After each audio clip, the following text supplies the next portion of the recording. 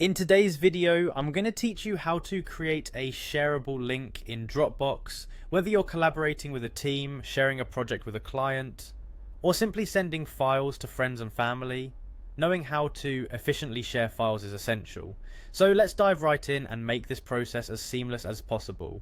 First, you'll need to open your web browser and navigate to dropbox.com.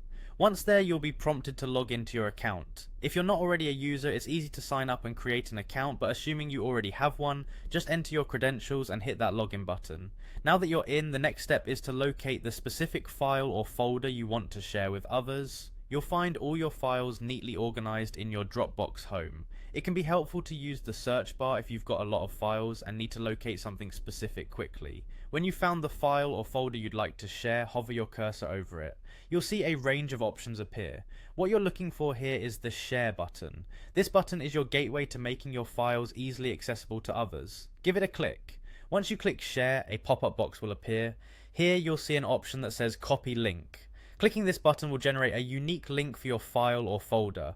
This link is essentially your ticket to easy sharing. Once you've clicked Copy Link, Dropbox will automatically copy the link to your clipboard, making it super easy for you to share it anywhere else. Finally, with the link ready and waiting in your clipboard, you're poised to share.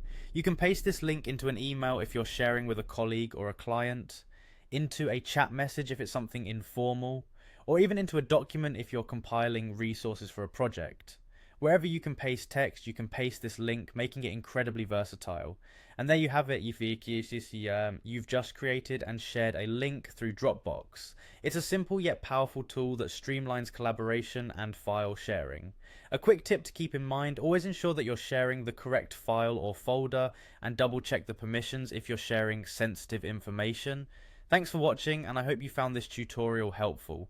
Be sure to check out our other videos for more tips and tricks on maximizing your productivity with Dropbox and other tools. Until next time, happy sharing.